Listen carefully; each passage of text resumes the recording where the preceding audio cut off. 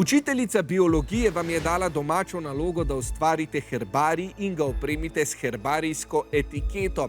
Kateri elementi morajo biti na herbarijski etiketi? A. Znanstveno in angleško ime rastline, lokaliteta, rastišče, datum in ime nabiralca. B. Znanstveno in slovensko ime rastline, lokaliteta, rastišče, datum in ime nabiralca. C. Znanstveno ime in uporabnost rastline, rastišče, velikost korenin, datum in ime nabiralca. Ali D. Znanstveno in slovensko ime rastline, lokaliteta, letni čas nabiranja, starost in ime nabiralca.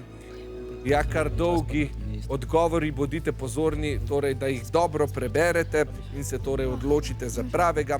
Naj povem torej, da so vijoličasti na to vprašanje tudi stavili Brihtolina. Obe ekipi pravita, da je odgovor B. Preverimo. Herbarij je zbirka posušenih rastlin, ki so shranjene v znanstvene namene. Če ustvarjanje herbarija zaradi znanstvenih namenov ni vaša prioriteta, pa si ga lahko ustvarite iz ustvarjalnih vzgibov. Vse to je bila moja motivacija. Iz posušenih rastlin lahko potem ustvarite marsikaj zanimivega. Jaz bom danes iz posušenih rastlin in s servietno tehniko okrasila tole zaenkrat še precej dolgočasno ogrodje za lučko. Ko imate rastline pripravljene, nadaljujete s servietno tehniko. Jaz sem uporabila tele čisto preproste kuhinjske prtičke, ki si jih najprej natrgate.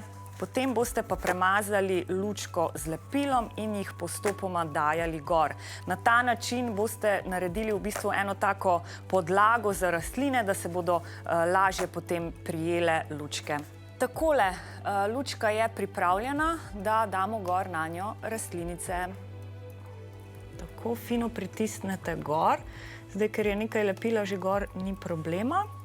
Potem pa seveda še premažete. Seveda je ta pravi herbarij potrebno veliko bolj previdno shranjevati, kot je shranjen tale moj tukaj. Poleg tega pa ga je potrebno opremiti še s herbarijsko etiketo. Ta mora vsebovati znanstveno ime rastline, slovensko ime, lokaliteto, rastišče, datum in ime nabiralca. Takole, lučka je končana, zdaj pa počakamo, da se posuši. Če nimate ta pravega stojala doma, nič hudega, znajdite se po svoje. Jaz sem recimo našla eno staro vazo, ki odlično paše k tej lučki oziroma k ogrodju, ki sem ga ustvarila. In lučka je uspela in upam, da so tudi danes vaše žarnice dobro prižgane in da ste odgovorili pravilno. Pravilen je odgovor B.